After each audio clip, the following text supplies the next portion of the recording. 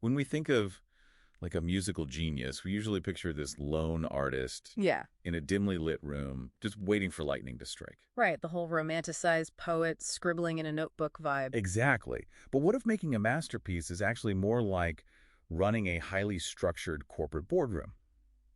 Okay, let's unpack this because in today's deep dive, we are exploring an analytical guide to Kanye West's songwriting methodology. And it really flips the script on how we view hip-hop authorship, honestly, because when you look at the actual process here, it's incredibly engineered from the ground up. It really is. So if he's not just sitting there waiting for a muse, how does a track actually start? Well, it starts with the voice, but not with words. The sources call them mumble demos. Mumble demos. Yeah, he goes into the booth and just vocalizes these non-semantic rhythmic cadences, essentially spitting this like sunawuna gibberish over an instrumental loop. Oh, wow. So the voice is just strictly a percussive instrument at that stage. Exactly. I mean, look at the early vocal drafts of his song Runaway. The raw vocalizations in that demo perfectly match the melody of the final polished lyrics. It's exactly like an architect framing a house. You have to build the phonetic skeleton, right? The two Yeah. by fours, before you can actually paint the walls with literal vocabulary. That is a perfect way to look at it. He's mapping out the precise rhythmic pockets first. Okay, but how does he turn that Sonawuna gibberish into a massive cultural anthem without ruining the rhythm?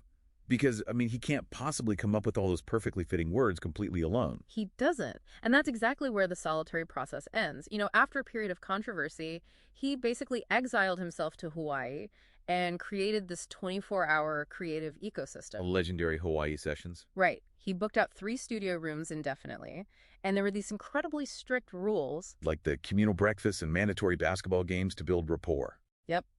And a total ban on social media, so nothing leaked out.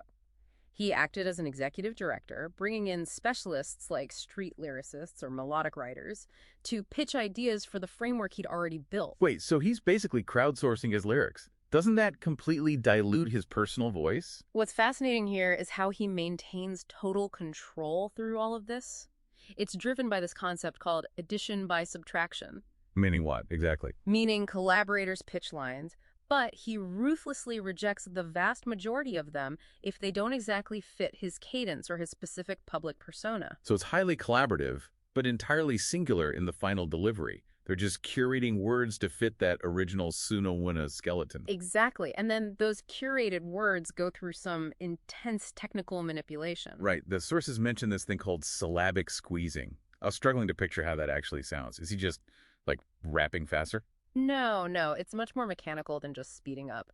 Syllabic squeezing is when you take a multisyllabic phrase and physically compress it into a uniform metrical measure.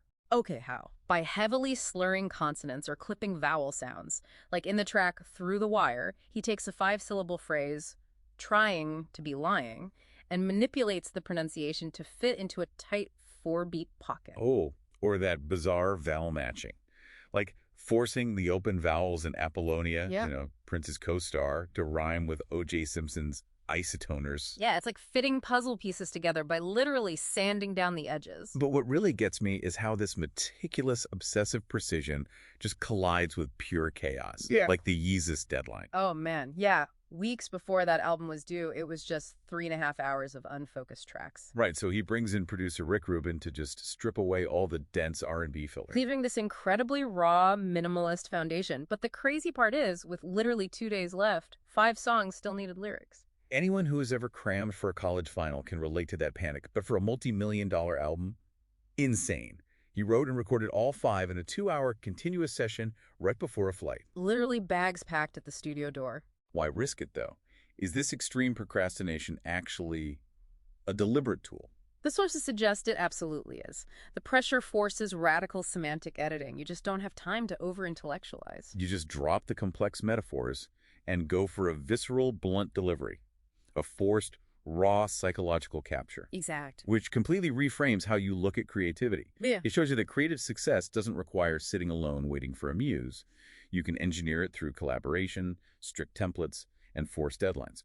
So what does this all mean? This raises an important question about the sustainability of that process. Our sources note that in his late career, gospel-focused albums, he really abandoned those dense socio-political critiques. Right. He traded them for a much more simplified theology which said a lot of critics to call the lyrics lazy by comparison. Yeah, which leaves you to wonder, does this intense, pressure-driven curatorial system inherently require the tension of conflict and chaos to actually produce masterpieces? Oh, that's interesting. And does it just collapse when the artist finally finds spiritual peace? Exactly. It's definitely something to think about the next time you put on your headphones.